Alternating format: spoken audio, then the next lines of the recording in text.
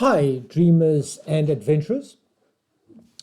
This video is about introducing Cape Town as a wonderful place to live. I have dealt with the negative aspects, but in this video, I'm going to deal with the positive aspects of living in Cape Town. Now, to set the scene, I need to just discuss where Cape Town fits geographically and also historically. So, just in broad brushstrokes. So, Cape Town is here at the southern tip of Africa. Cape Town was really founded when the Dutch East Indian Company was looking for a trade route to the West Indies in the 1600s, and they needed a halfway station, which they found Cape Town. What was also happening prior to that, about at the time of Christ, the Bantu people were moving from Egypt down the Rift Valley here towards Africa. At that time, the San people, which is the precursor to the modern day Bushmen, lived here. So, and then there was a second great wave in the 1400s that came through here to Africa. And basically, around about the same time, we white and black people met each other in South Africa. Now, because there's also something else that's quite important about the geography of South Africa, is that you've got a warm ocean current coming here and a cool ocean current coming here, which results in a very moderate, temperate Mediterranean type climate here at the southern tip of Africa. Now, this is also unusual, and because this Mediterranean climate results in Cape Town being a winter rainfall area, which results in some of the uniquenesses, i.e. of the types of wines, etc., that we get here, and that the varieties that we can produce as our type of wine here. Then, and because we're in the southern hemisphere, remember our winters are in the months of May, June, July. Now, to the weather, just one more thing. Let's just zoom in here. The other thing that's important, that Cape Town is known as windy. Yes, there is a lot of wind because of it's here, and the winds from the ocean come through here. However, there are parts of Cape Town, if you zoom in, that are protected by mountain ranges over here and here. So there are parts of Cape Town that do not experience as much wind. And there are also parts around the Table Mountain that also do experience less wind. So just to go in on the weather in Cape Town, there's a positive reason. As I said, a temperate climate. You can see the mean daily maximum varies from 27.3 in summer to about 18 degrees in the winter months.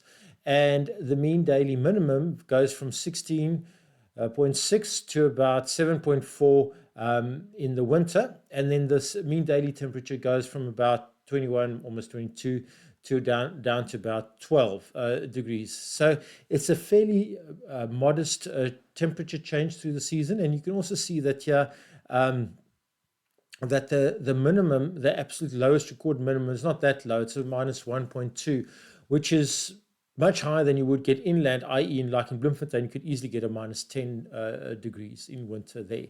The mean daily maximum, you can see the highest recorded ever was a 45. That must have been very unusual because that's not what we do really experience here. But anyway, that aside, as you can see, you can see here the precipitation falls mostly in the winter rainfall months, as I said, and so that's what you get here. Now, when one talks about this temperate climate that Cape Town has, and the unique winter rainfall, it results in unique flora and fauna life. Now, for one, Cape Town is known, the type of plant growth here is known as fynbos. It's unique to the area, and it's probably one of the smallest plant kingdoms in the world, the one here in the Western Cape. And you can go to the Kirstenbosch Botanical Gardens. It's at the foot of Table Mountain, and you can experience the unique flora that is endemic to Cape Town. Now, what also happens annually is that because we were part of the British Empire, Cape Town now, it's part of the Commonwealth, and there's a big link between Cape Town, South Africa, and London. And in one of the links that we do is we partake in the yearly Chelsea Flower Show, which we often win because of our unique plant life. You also get quite a lot of orchids here, which I'm not showing, but there's also a great orchid type of species that you can hunt down here in Cape Town. Then also another thing to be mentioned is about 2-3 hours drive from here, north of here, we have got the Namakwa land, and it's a bit more of a desert terrain. And what happens in there is that in the spring, when the rains come, the like the dry, freaking almost looks like desert, turns into a tapestry and a carpet of beautiful felt flowers like you see over here. It's quite a famous thing in Southern Africa. A lot of people travel all the way from Gauteng during this time to come take photos. It is quite an event to check that out. Then also, because Cape Town's got these two ocean currents meeting, we've got a lot of marine life, and you've got the great white shark. You can go do cage diving. You can go snorkeling for the seals. You can even go and go do snorkeling at the penguins and check them out, the Cape penguin. So you could take up snorkeling as a hobby if you so like, but it just shows you the richness of the flora and fauna life. And that's not all. That about 2 hours drive from Cape Town, you would be in the bush. Then you can experience African wildlife like elephants, African buck, lions, etc. So that just gives you an idea of what you can experience in terms of the flora and fauna in Cape Town. Now, as I've mentioned also, what happens in Cape Town is you've got this confluence of cultures because of its history.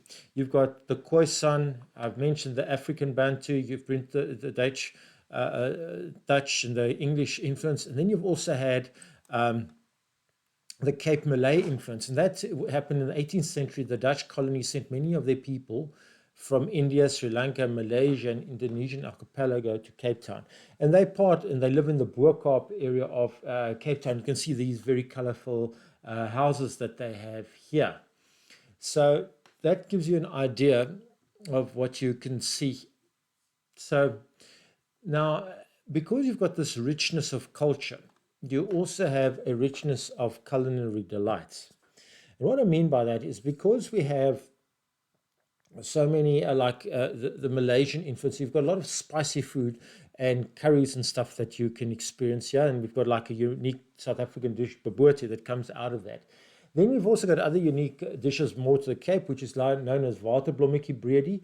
And then also because we're South African, we love our braai. So we also have the classical braai here. We have the pap, which is very classical to South African way of life.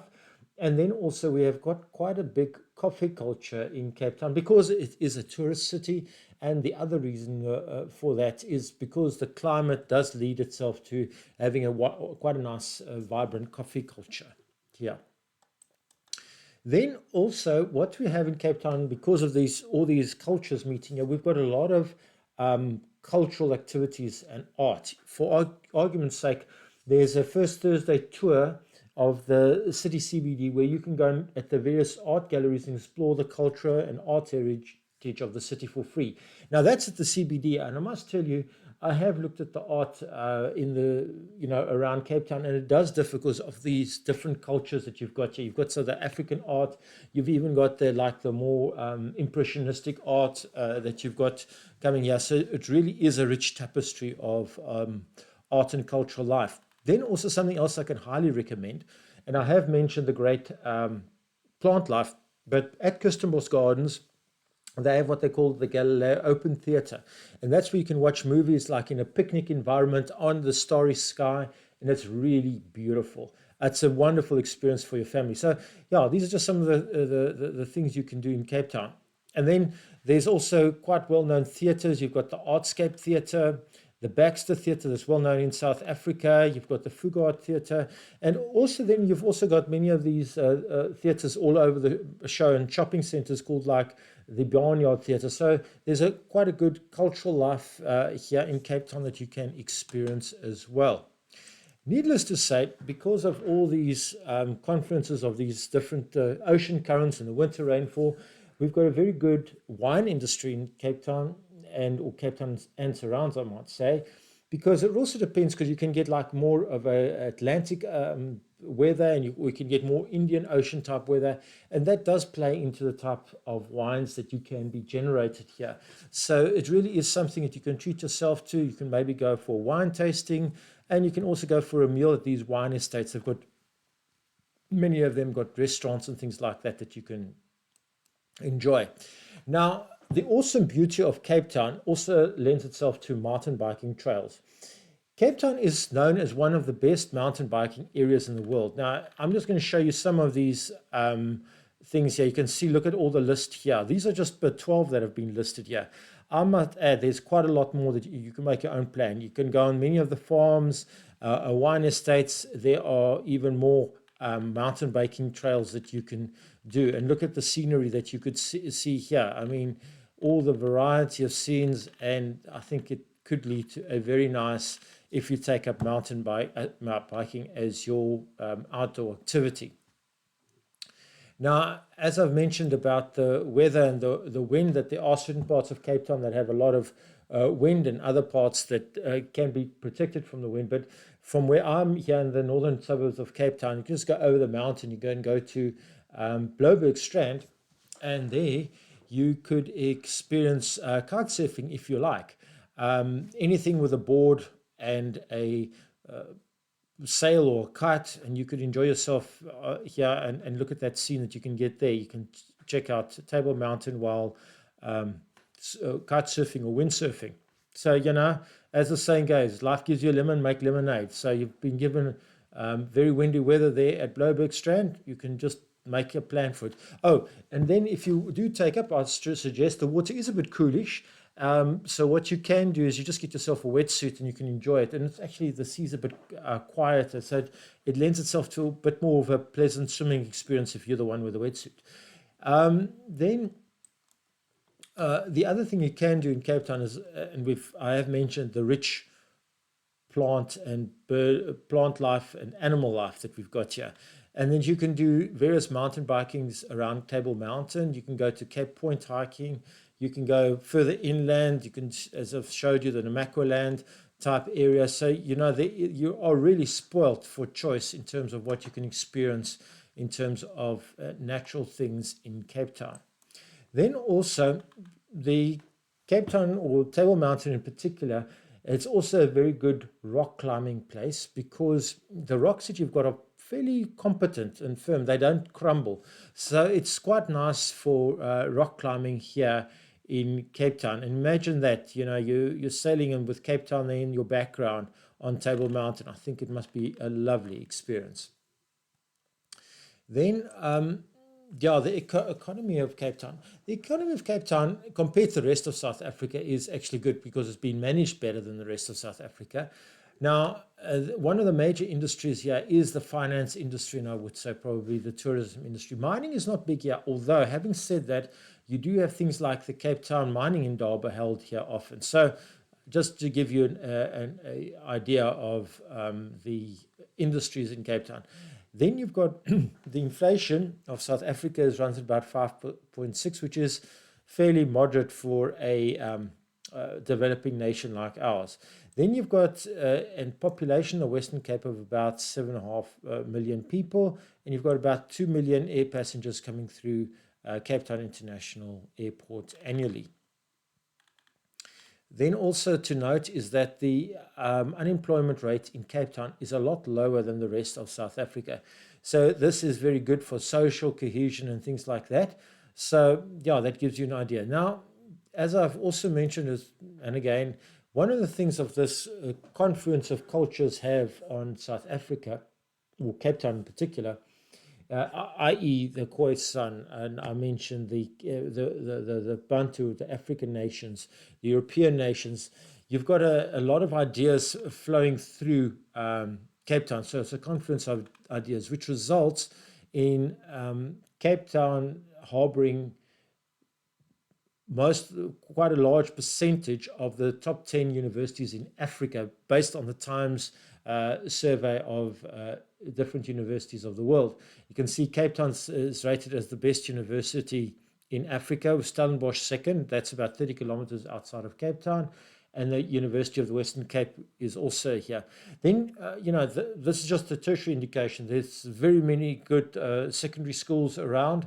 So it's very good in that regard as well. There are many technical colleges. So it's really a flow through of ideas and exchange of ideas and cultures happening here in Cape Town. So it's one of the things that one can say is a contributor to Cape Town being a great place to live.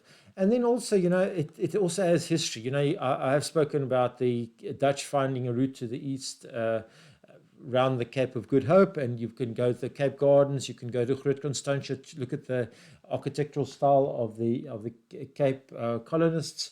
And this is a place, this one here, Groot Constantia, is within Cape Town area. We can go and have a meal, and it is also a functioning wine estate. Then you've also got the Castle of Good Hope, and I've mentioned the Boerkop. So, in essence, Cape Town is a wonderful place to live because of its geographic location and the rich blessings of that nature has given it, and also the confluence of all the vibrant cultures. So it results in many advantages for you. And also it is, at the moment, the best run area in the whole of South Africa. And for international people that want to make Cape Town a home, for you, it will be a very cheap place to come and live because of the rand-dollar exchange rate. So for you, it would be extreme value for money to come to Cape Town.